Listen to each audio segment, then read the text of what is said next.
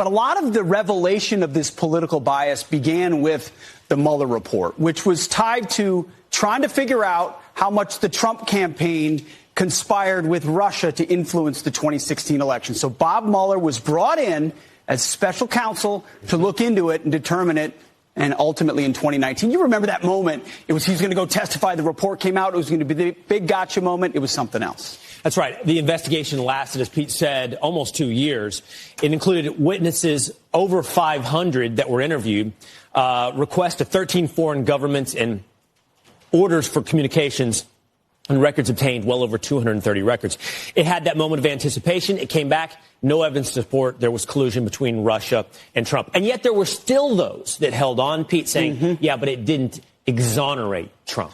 The scope was the scope kept expanding. It was supposed to be very narrow on the campaign, and we kept hearing reports, strategic leaks, as Mueller and the FBI likes to do to their favorite reporters in certain newspapers, saying, oh, we're covering this, or we're discovering this, or we might find this next. Ultimately, it was not a complete exoneration, but it could be characterized as such by the reason I bring that up is because it wasn't over, as you'll learn as we go throughout these walls, as you get to better investigations later down the line. But after Mueller, because it didn't come up with what everybody hoped it came up with, the smoking gun that showed this Russia collusion, then there was a push to look into Crossfire Hurricane. Crossfire Hurricane was the investigation into Donald Trump and collusion. This is the whole thing, as we talked about, the FBI's investigation into this was known as Crossfire Hurricane, and the Durham-Report subsequently is what looked into, hey, why did you guys investigate Donald Trump in the first place? That's exactly right. So it was launched by Bill Barr in 2019,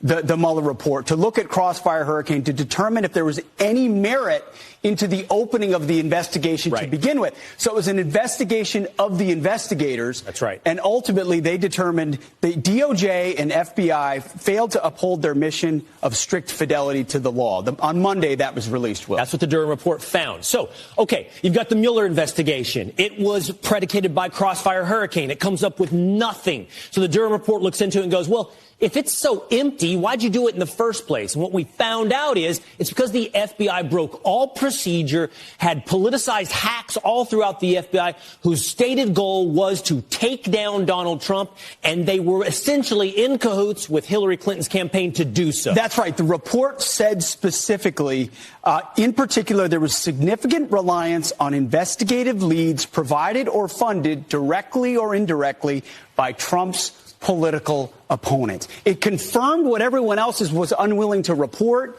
It was salacious dirt, a dossier made up out of whole cloth, used to create an investigation to look into every aspect of the Trump organization and then Trump presidency.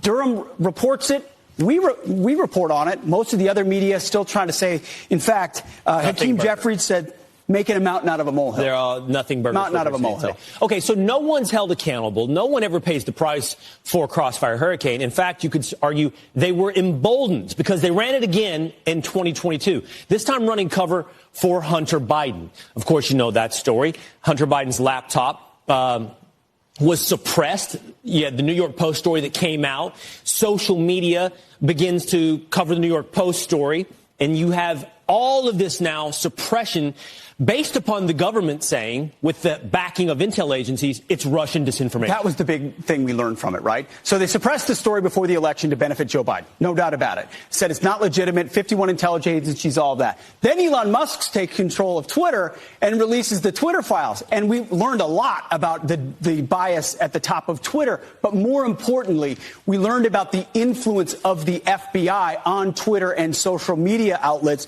They warned of a hack and leak. Look out. There's going to be a hack and leak, even though they knew the concern was unfounded based on looking at all the evidence. Yeah. Just like they knew that Hunter Biden's laptop was legit because they'd had it for a year. So the FBI running cover for Hunter and cover for Biden by suppressing the story and then pushing the FBI on Twitter to say, do our bidding. That's right. It's unbelievable.